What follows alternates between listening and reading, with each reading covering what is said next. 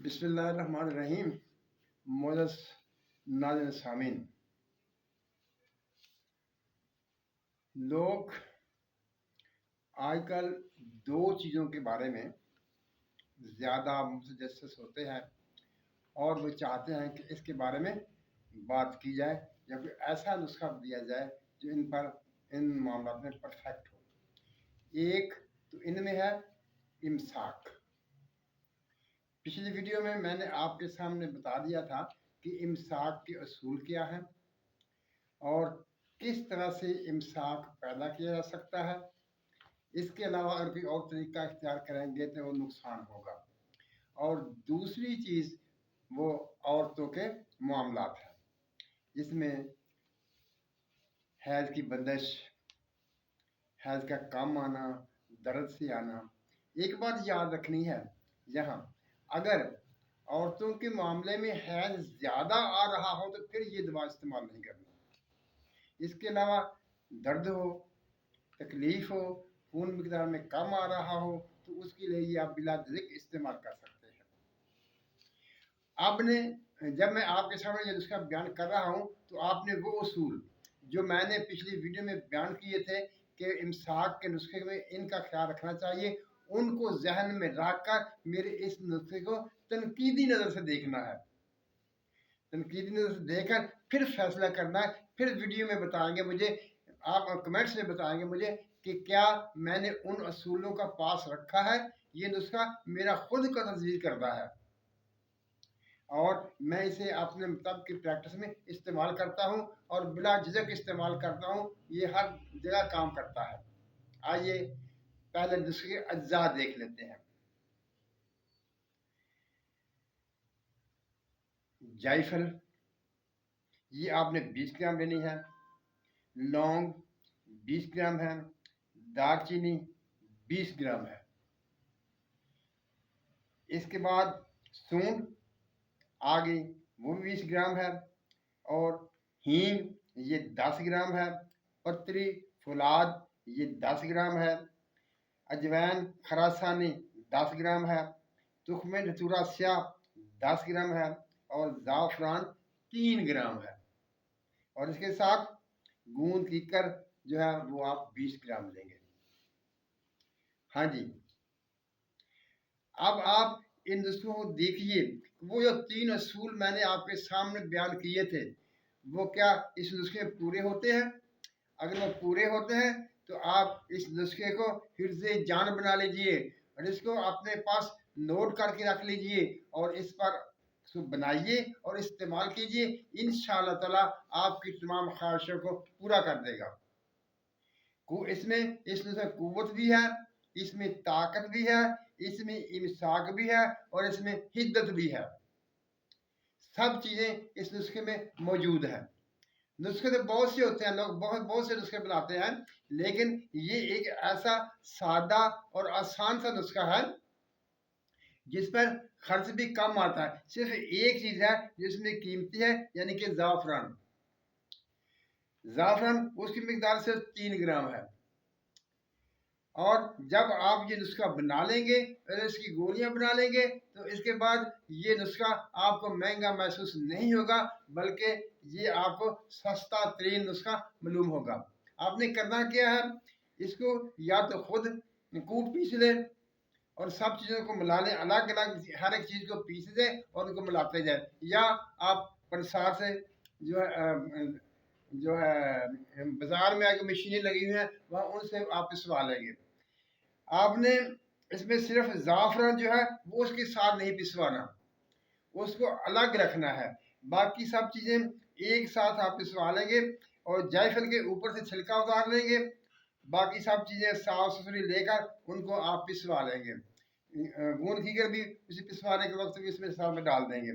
जब आप पिसवा के लेके आ जाएंगे और आपके पास ज़ाफ़रान मौजूद होगा तो आपने पहले ज़ाफ़रान को खल करना है। खल करने के बाद इस दवाई में से थोड़ी थोड़ी दवाई डालते जाएंगे और उसे खल करते जाएंगे। एक नुक्ते की बात मैं आपको बता दूं, ज़ाफ़रान को अगर आप ऐसे ही पीसेंगे तो ये बड़ी मुश्किल से पीसेगा। बल्कि ये वो धागे से बन जाता है और फिर पीसता नहीं है। आप इसके लिए क्या करेंगे, आप एक मोटा कागज लेंगे, वो मजबूत मोटा कागज हो, यानी वो नायलॉन का कोई उसमें असर ना हो, अखबार का कागज भी हो सकता है। और वो जो आजकल सीमेंट के जो गट्टू आते हैं उन पर जो कागज लगा होता है वो कागज लगा होता है, जो वो कागज भी आप ले सकते हैं। यानी उस कागज की तय बनाकर आप तवे पर रखेंगे या कढ़ाई पे रखेंगे, नीचे हल्की हल्की आग जलाएंगे और उसके ऊपर जाफरान लाकर उसको हल्का सा सेक देंगे। जब आप उसको हल्का सा सेक लेंगे, जब उसकी खुशबू फैलने लगे तो आपका जो है वो जाफरान वो बढ़िया हो गया। अब उसको पीसेंगे तो अच्छी तरह से पीस जाएगा, वो धागे से वो बनने जैसे उसके बंद हो जाएंगे, वो पीस जाएगा। इसी तरह आपने इसको हल्का गर्म करने के बाद फिर इसको पीसना है, वो दवाई थोड़ी थोड़ी डालते जाएंगे और इसको खल करते जाएंगे। इस तरह से वो जाफरान इस काबिल हो जाएगा कि सारी दवाई में एक साथ वो एक ही मिकदार में हर जगह पर हर उसके हिस्से में मौजूद हो जाएगा। आपने जब इसको पानी बहुत कम डालना है, आपने हल्का हल्का थोड़ा थोड़ा पानी डाल कर कूटेंगे, उसमें कुटाई जरूर आपने हावन में कर लेनी है। पिसवाने के बाद जब सबको मिलाएंगे, इसके गोलियां बनाने के लिए तैयार करना होगा, तो उस वक्त कुटाई अच्छी तरह से करेंगे।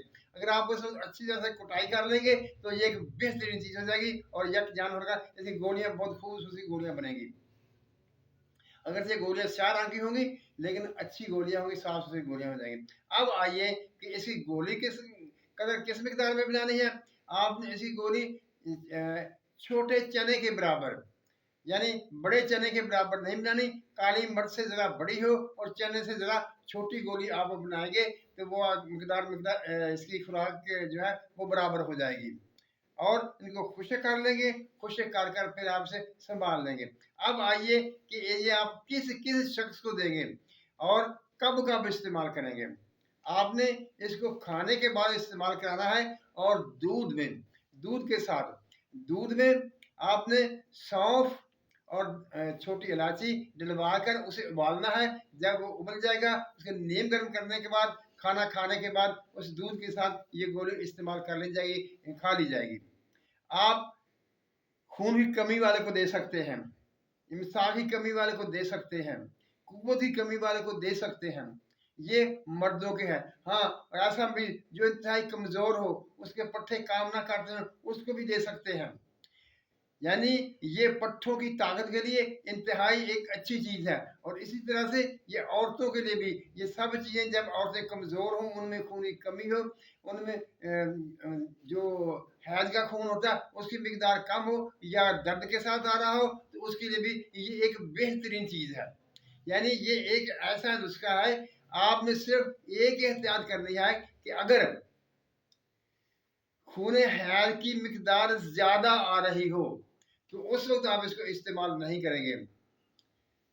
इसके अलावा आप इसे इस्तेमाल कर सकते हैं। खारिश वाले मरीज को भी आप ये दवाई इस्तेमाल नहीं करेंगे, क्योंकि इसमें ज़रा खुश्की का असर होता है और खुश्की खारिश की वजह से होती है, तो वो उसकी खारिश बढ़ जाएगी। मुदस नाज़िर सामीन, ये मेरा अपनी प्रैक्टिस का नुस्खा है जो मैं इसे इस्तेमाल करता हूँ। आप इसे बिला झिझक, यानी खुश्की वाली अमराज में आपने इस्तेमाल नहीं करना। इसके अलावा आप जहां आपका जी चाहे इस्तेमाल करेंगे। यानी दो चीजें हो गई, एक अगर खून हैज की मिकदार ज्यादा हो या दर्द आ रही हो तो वो या उस वक्त आप इसको जरा इस्तेमाल नहीं करेंगे, लेकिन इसको इसके अलावा आप हर जगह इसको इस्तेमाल करते जाएंगे, ये अपना काम करता चला जाएगा। मौजूद नाज़िर सामीन, दूसरी कदर कीजिएगा। मैंने अपनी प्रैक्टिस का नुस्खा आपको दिया है, क्योंकि मैं हमेशा कहता हूँ कि जो चीज़ अपने लिए मैं पसंद करता हूँ वही मैं आपके सामने बयान करता हूँ। अल्लाह ताला हम सब पर अपनी रहमत की बारिश करे, हमें सच बोलने, सच सुनने और सच पर कायम रहने की तौफीक अता फरमाए। आमीन। अल्लाह हाफिज।